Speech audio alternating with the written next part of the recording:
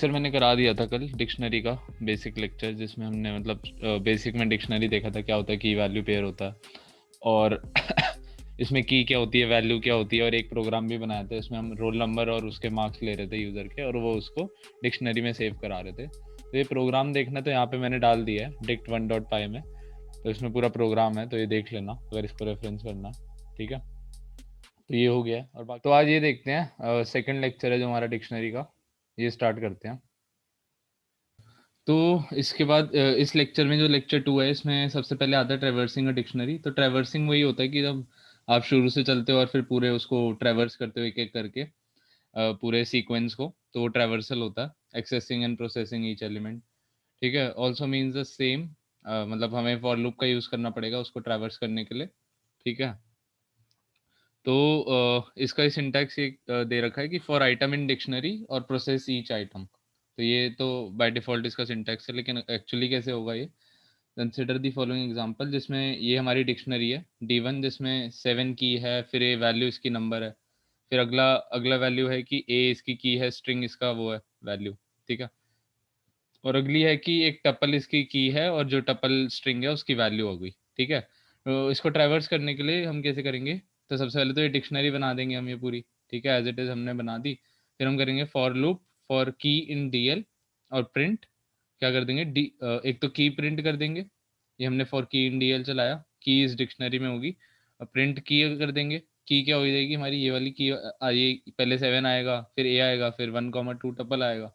और उसमें अगर हमें वैल्यू प्रिंट करनी है तो कैसे करेंगे, D1 ऑफ की, यानी कि डिक्शनरी 1 ऑफ की, जैसे हम एरे में करते थे एर आई। ये मैंने कल भी समझाया था कि अगर हमें एरे को देखना है किसी वैल्यू को, एरे एरे के इंडेक्स में क्या रखा है, तो हम करते हैं एरे 0 इक्वल टू 1, मतलब अगर 0 को हमें देखना है। ऐसे ही अगर डिक्शनरी की अगर हमें किसी वैल्यू को देखना है तो हम क्या करते हैं, डिक्शनरी का नाम लिखेंगे और उसकी की लिख देंगे। तो वही यहाँ पे कर रखा है कि हमने फॉर की इन DL सबसे पहले तो की को प्रिंट कर रखा है और फिर उसकी D1 ऑफ की कर रखा है, तो उससे वो उसकी वैल्यू प्रिंट करेगा। पहले 7 करेगा नंबर और नंबर करेगा, ए करेगा, फिर स्ट्रिंग करेगा, 1,2 करेगा, फिर टपल करेगा। ठीक है, तो यही हो रखा है, इसका आउटपुट भी ऐसे ही आ रखा है। ठीक है, इसके बाद एक प्रोग्राम लिखना है जिसमें हमें एक फ़ोन डायरेक्टरी बनानी है। ठीक है, और उसमें की वैल्यू पेयर को प्रिंट करना है। तो आसान ही है, फ़ोन डायरेक्टरी बनाने के लिए हमारे पास नाम होता है और उसकी मैपिंग एक नंबर से हो जाती है। तो जैसे इन्होंने ये डिक्शनरी बना रखी है, एक नाम है और उसके साथ एक नंबर की मैपिंग है, तो नाम नंबर फिर नाम फिर नंबर फिर नाम फिर नंबर एंड सो ऑन। तो डिक्शनरी बन गई है हमारी। अब हमें एक्सेस करने का तरीका तो आ ही गया था कि फॉर की इन डिक्शनरी हम क्या करेंगे, प्रिंट की इन डिक्शनरी लिखेंगे। ठीक है, फॉर नेम इन्होंने की का नाम ये ले लिया, उसमें हम जो की का नाम हम कुछ भी ले सकते हैं।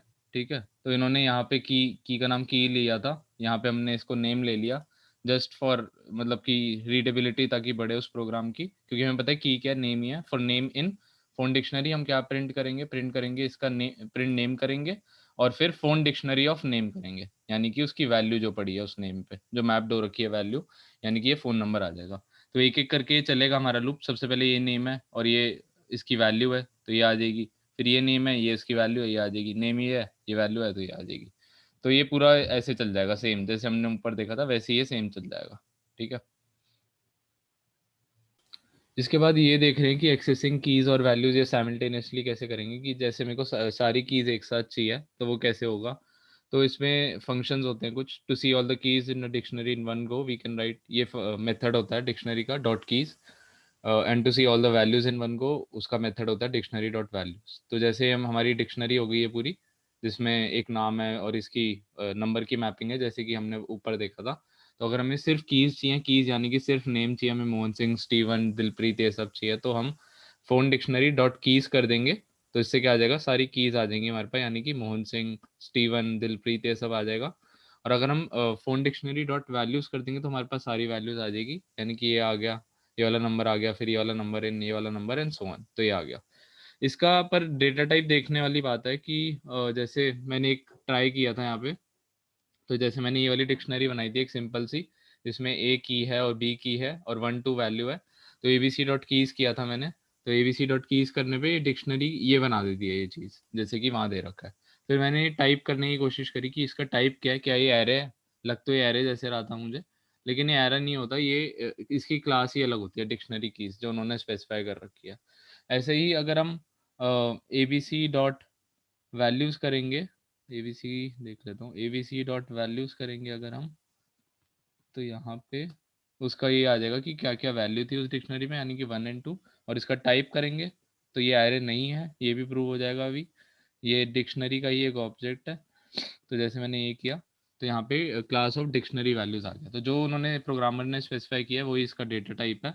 ये ना एरे है ना कुछ है, तो पता नहीं इसका यूज़ कैसे होगा, कोई यूज़ है नहीं मेरे हिसाब से, क्योंकि एरे होता तो हम कुछ मैनिपुलेट कर लेते, लेकिन ये तो इसका डेटा टाइप ही कुछ अलग है, तो इसको मैनिपुलेट करना थोड़ा सा मुश्किल होगा मेरे हिसाब से। बाकी देखते हैं। इसके बाद कैरेक्टरिस्टिक्स है डिक्शनरी की, क्या क्या मतलब इसकी अलग कैसे है बाकी चीज़ों से। तो डिक्शनरी लिस्ट की तरह म्यूटेबल होती है, तो हमने देख लिया था। मतलब कि इसको तुम इन प्लेस जाके चेंज कर सकते हो उसकी वैल्यू, वो इसका पॉसिबल है। ठीक है, अनऑर्डर्ड होती है, मतलब कुछ भी ऑर्डरिंग नहीं होती, इज अनऑर्डर्ड सेट ऑफ की वैल्यू पेयर्स। मतलब कि कुछ भी रेफरेंस हो सकती है ऑब्जेक्ट की, जैसे हमने कि यहाँ देखा था, मतलब जैसे अगर मैं ये दिखाऊं तो यहाँ पे इसका 7 है, यहाँ पे एक इंटीजर से एक इंटीजर की है, फिर एक यहाँ पे वो है क्या कहते हैं, एक स्ट्रिंग हमारी की है, फिर एक टपल हमारी की है। तो कुछ भी ये ऑर्डर्ड नहीं हुआ, सभी अनऑर्डर्ड अनऑर्डर्ड की तरह पड़ा हुआ है, तो कुछ भी ऑर्डर्ड नहीं है। जब हम एरे देखते हैं तो एरे में हमेशा ये एरे देखेंगे या स्ट्रिंग देखेंगे तो 0 1 2 वाला इंडेक्सिंग फॉलो करते हैं, जिससे कि उसको एक्सेस करने में बहुत आसानी होती है। लेकिन यहाँ पे तो कुछ वो ही नहीं है, ऑर्डरिंग ही नहीं है किसी चीज़ की। ठीक है, दूसरा ये कि डिक्शनरी सीक्वेंस नहीं है। क्यों नहीं है? क्योंकि स्ट्रिंग लिस्ट टपल जैसे कि हमने देखा था, अ, इससे अलग है। कैसे अलग है? क्योंकि अनऑर्डर्ड सेट है, कुछ भी ऑर्डरिंग नहीं है कि इसकी हमारी सीक्वेंसेस जो होती हैं हमारी सारी, वो index bye a range of ordinal ordinal number होते हैं, यानी कि 0 से शुरू होगा, 0 1 2 एक एक से इंक्रीमेंट होगा, तो वो हमारे सीक्वेंस की तरह काम करते हैं। ठीक है, तो वो सब ऑर्डर्ड होते हैं, लेकिन डिक्शनरी एक अनऑर्डर्ड कलेक्शन होता है, कुछ भी ऑर्डरिंग नहीं होती इसमें। इंडेक्स कैसे होता है? कीज से होता है, कुछ नंबर से नहीं होता। Dictionary are index by keys, तो हमें पता है कीज क्या है, जो भी हम यहाँ पे लिखते हैं वो सारी कीज होती है, और इसी से हम वैल्यूज को रेफरेंस कर सकते हैं, तो इंडेक्स बाय कीज। और ये की जो होती है वो एक नॉन म्यूटेबल टाइप होती है। नॉन म्यूटेबल यानी कि आप इन प्लेस जाके चेंज नहीं कर सकते उसको। ठीक है, since string and numbers are string और नंबर म्यूटेबल नहीं होते, उसको इन प्लेस जाके आप चेंज नहीं कर सकते, तो उनको हम डिक्शनरी की तरह यूज कर सकते हैं। ठीक है, और इफ टपल कंटेन्स, ये टपल को भी हम यूज कर सकते हैं इसमें, अगर उसमें इम्यूटेबल ऑब्जेक्ट्स है, जैसे कि इंटीजर है या स्ट्रिंग है, तो इसको यूज कर सकते हैं टपल को भी। ठीक है, तो फंडा ये है कि हमें जो की है उसमें इम्यूटेबल डेटा टाइप रखना है, तभी हम इसको यूज कर पाएंगे, वरना नहीं कर पाएंगे। तो ये इसको की तरह हम यूज कर पाएंगे, इम्यूटेबल डेटा टाइप होगा। बट वैल्यूज जो होती है हमारी डिक्शनरी की, वो कुछ भी हो सकती है। वैल्यूज एक लिस्ट हो जाएगी, स्ट्रिंग हो जाएगी, कुछ भी दे सकते हैं, उसमें कोई रिस्ट्रिक्शन नहीं है। ठीक है, लेकिन हमारी जो कीज होती है वो हमेशा नॉन म्यूटेबल डेटा टाइप होती है। नॉन म्यूटेबल यानी कि नंबर हो गया या फिर स्ट्रिंग हो गया, वो सब हो सकती है। ठीक है। ठीक है, थर्ड पॉइंट हो गया। फोर्थ पॉइंट है कि कीज मस्ट बी यूनिक। मतलब कि जो भी हमारी डिक्शनरी में की होती है वो यूनिक होनी चाहिए, क्योंकि इसका पर्पस यही है, क्योंकि की हमारा आइडेंटिफाई करने के लिए होती है कि वैल्यूज़ क्या है। ठीक है, तो अगर डुप्लीकेट तो हो ही नहीं सकती, तो हमारी, क्योंकि अगर कीज डुप्लीकेट हो जाएगी तो फिर फ़ायदा क्या हुआ इसका। ठीक है, तो एक की अगर मतलब कि जो सारी कीज़ है हमारी वो यूनिक होनी चाहिए, तभी इसका फ़ायदा है, कुछ समझ आएगा। क्योंकि हम एरे में भी क्या करते हैं, एरे में जो इंडेक्सिंग होती है वो 0 1 2 ऐसे बढ़ती रहती है, इंक्रीमेंट होती रहती है। ठीक है, तो यानी कि उसकी तो यूनिक वैल्यूज से इंडेक्स हो रहा है एक पर्टिकुलर एलिमेंट। लेकिन अगर इसका तुम डुप्लीकेट बना दोगे, जैसे कि मैं ए एक स्ट्रिंग बना रहा हूँ, जैसे कि मैं एक दिखाता हूँ, जैसे मैं ये कर रहा हूँ कि A1, और मतलब मैं ए ही की को 1 दे रहा हूँ, ए ही की को 2 दे रहा हूँ, तो इसका फ़ायदा क्या है कि तुम ये नहीं बता पा रहे कि ये जो हमारा ये की है ये एक किस पर्टिकुलर वैल्यू को रेफरेंस कर रही है, आप यही नहीं बता पा रहे, तो फ़ायदा क्या है। तो ये बाय डिफ़ॉल्ट अगर तुम ऐसी कोशिश करोगे कि एक ही की को फिर 1 दे रहे हो, फिर एक ही की को 2 दे रहे हो, तो ये क्या करेगा हमारा प्रोग्राम, ये कहेगा कि भाई जो तुमने लास्ट में दिया ना वही मैं इसको असाइन कर दूंगा। ठीक है, मैं दो वैल्यूज़ नहीं रखूंगा, उसका कोई सेंस नहीं बनाता हमारे उसमें प्रोग्रामिंग में। तो मैं इसको जो भी तुमने लास्ट में दिया वैल्यू वो उसको असाइन कर दूंगा। ठीक है, और अगर तुम ये दो बार लिखोगे एक ही यूनिक वैल्यू को, मतलब ए को 1 दे रहे हो फिर से ए को 1 दे रहे हो, तो ये अपने आप ही उसको एक ही कर देगा। वो कहेगा कि भाई एक ही है तो फिर इसको एक ही ले लेते हैं। ठीक है, तो ये अगर तुम यूनिक का ये कॉन्सेप्ट है कि सारी कीज अलग होनी चाहिए, अगर तुम सेम दोगे तो ये अपने आप ही जो कोड है जो पाइथन चल रहा है ये अपने आप ही इसको चेंज कर देगा, मॉडिफाई कर देगा according to its need. Fifth point देखते हैं। फिफ्थ पॉइंट ये कह रहे हैं कि डिक्शनरीज म्यूटेबल होती है। म्यूटेबल मतलब कि वही कि आप इन प्लेस जाके उसको चेंज कर सकते हो, we can change the value certain key in place. तो क्या है डिक्शनरी कैसे चेंज करते हैं, इसका नाम लिखेंगे डिक्शनरी का, फिर स्क्वायर ब्रैकेट नोटेशन में की मेंशन कर देंगे और उसको वैल्यू असाइन कर देंगे। तो एग्जांपल से समझते हैं। D1 हमारा ये है, ये वाली डिक्शनरी है जिसमें 7 हमारी की है, वैल्यू इसकी नंबर है, ए हमारी की है, स्ट्रिंग इसका वैल्यू है, ठीक है। और सिमिलरली 1,2 इसकी वो है। अब ये देखा था tuple of unmutable that immutable data type हम यूज़ कर सकते हैं। तो इंटीजर के ये जो नंबर है वो इम्यूटेबल होता है तो हम यूज़ कर सकते हैं, और इसको वैल्यू दे रखी है टपल। तो ये हमारी डिक्शनरी बन गई, ठीक है। कुछ भी ऑर्डरिंग नहीं है, ये देख सकते हो तुम। पहले इंटीजर लिखा है, फिर हमने स्ट्रिंग लिखा है, फिर एक टपल लिख दिया, तो कुछ भी ऑर्डरिंग नहीं हो रही इसमें। तो ये हमारी डिक्शनरी हो गई। अब हम क्या कर रहे हैं, हमें ये देखना है कि इसको अपडेट कैसे करते हैं, कैसे म्यूटेबिलिटी इसकी चेक करते हैं। तो मैं क्या करूँगा, D1 की इक्वल टू उसकी वैल्यू दे दूंगा। यानी कि जो 7 नंबर को मैप कर रहा था, ठीक है, अब वो किसको मैप करेगा, अगर हम फिर से प्रिंट करेंगे D1 को, तो यहाँ पे 7 अब 1000 को मैप करेगा, क्योंकि हमने उसको अपडेट कर दिया। और बाकी एज इट इज रहेगी, बाकी में हमने कुछ चेंज नहीं किया, तो बाकी एज इट इज रहेगी। खाली 7 वाली की को हमने उसकी वैल्यू दे दी, न्यू न्यू वैल्यू वो है 1000, ठीक है। फिर D1 एक अगर हम क्या करेंगे, अगर हम D1 फिंच इक्वल टू 78, अब इसमें ना कुछ है नहीं, ये वाली की है नहीं फिंच।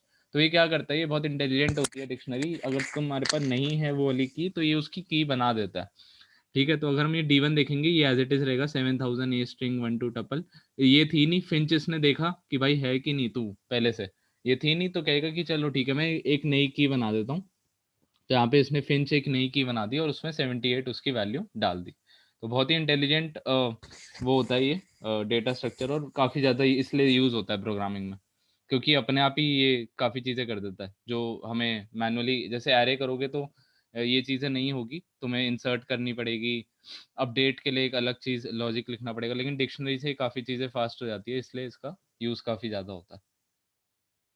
इसके बाद ये कह रहे हैं 6 पॉइंट की इंटरनली स्टोर्ड एज मैपिंग होता है, कि जो की वैल्यू पेयर्स होते हैं एसोसिएटेड विद सम इंटरनल एक फंक्शन होता है, हैश फंक्शन होता है, जिससे कि ये मैपिंग वो होती है, स्टोर्ड होती है। तो this is a way of linking called mapping. तो ये तुम्हारे कोर्स में है नहीं हैश फंक्शन, अगर C++ होता तब भी शायद 11 12 में नहीं पढ़ाते हैश क्या होता है। तो बस ये याद कर लेना फिलहाल के लिए कि ये जो की वैल्यू पेयर्स ये कैसे हो रहा है, ये सब हैशिंग फंक्शन का यूज करके हो रहा है विद सम इंटरनल फंक्शन, जिसको हम हैश फंक्शन कहते हैं। तो बस थ्योरी के लिए याद कर लेना, लेकिन इसका कोई प्रैक्टिकल अभी नहीं आएगा। तो इस प्रोग्राम में हमें क्या करना है, एक डिक्शनरी बनानी है जिसमें कि मार्क्स ऑफ स्टूडेंट हमें जो कि क्या स्टोर करेगा, मार्क्स ऑफ स्टूडेंट करेगा, और रोल नंबर इसकी की होगी, ठीक है, रोल नंबर की होगी और मार्क्स इसकी वैल्यू होगी, और get the number of students as input. तो ये हमने सिमिलर प्रोग्राम कर लिया था, लेकिन हमने जो किया था ये खाली 4 के लिए किया था, ठीक है, कि हमने 4 लोगों का वो कर लिया था। एक डिक्शनरी बनाई थी रोल मार्क्स, यहाँ पे दिखा देता हूँ मैं, ये वाइट है थोड़ा सा, ठीक है। तो हमने एक रोल मार्क्स डिक्शनरी बनाई थी, हमने 4 के लिए कर लिया था, for I range 0,4, roll number input कराया था, मार्क्स इनपुट कराए थे, और उसमें रोल इस डिक्शनरी को, जैसे अभी हमने देखा था रोल नंबर ऑफ मार्क्स की इक्वल टू वैल्यू, तो यहाँ पे मैंने की इक्वल टू वैल्यू करेगा। तो और हमने अभी अभी हमने देखा है कि अगर वो की होती नहीं है उसमें, तो ये बना देता है, यानी कि अगर ये खाली है, हमारी कुछ भी नहीं है इसमें डिक्शनरी, ठीक है, अगर नहीं है तो ये क्या करेगा, उसका वो बना देगा, एंट्री बना देगा उसकी, रोल नंबर डाल देगा यहाँ पे। और फिर जैसे मैंने एक एक वो डाला यहाँ पे, इसमें डाला, तो ये क्या करेगा, एक एंट्री बना देगा डिक्शनरी में, नहीं है कि रोल नंबर ये था और मार्क्स इतने थे। और जैसे हम दूसरा डालेंगे तो ये दूसरे की एंट्री बना देगा, 2 ये था और मार्क्स इसके 100 थे। तो ये 4 के लिए कर रहे थे हम, जिसमें हम ये इनपुट ले रहे हैं, फिर ये इनपुट ले रहे हैं, और फिर की इक्वल टू वैल्यू करके उसकी एंट्री बढ़ा रहे हैं, ठीक है। तो ये 4 के लिए कर रहे थे, लेकिन अब प्रोग्राम में क्या करना है, यहाँ पे मैं प्रोग्राम दिखाऊं, तो इसमें हमें एक इनपुट लेना है, नंबर ऑफ स्टूडेंट इनपुट। तो आसान ही है कि एक इनपुट ले लेंगे कि कितने स्टूडेंट डाल रहे हो, और फिर उस हिसाब से फॉर लूप चला देंगे। तो 4 की जगह अब ये डायनेमिक हो जाएगा प्रोग्राम, जितने वो यूज़र डालेगा, जैसे 5 डालेगा तो ये 5 बार चल जाएगा, क्योंकि यहाँ पे हम मेंशन कर देंगे for I in range 0 to n, तो उससे वो 5 बार चल जाएगा। और बाकी सेम ही प्रोग्राम हो जाएगा, कुछ भी फ़र्क नहीं होगा बाकी प्रोग्राम में। तो इसको मतलब करने का फ़ायदा नहीं है, क्योंकि हम ऑलरेडी इसको कर चुके हैं। यहाँ की जगह बस एक इनपुट ले लेंगे, यहाँ इनपुट ले लूँगा मैं, और इसको जैसे मैं n एक इनपुट ले रहा हूँ, और इसको इंट में कन्वर्ट कर देंगे, क्योंकि हमें पता है जो वो है इनपुट बाय डिफ़ॉल्ट स्ट्रिंग देता है, और यहाँ पे मैं 0 to n कर दूंगा। बस ये प्रोग्राम हो जाएगा हमारा डायनामिक। ठीक है, तो और कुछ भी करने की ज़रूरत नहीं होगी इसमें। ठीक है।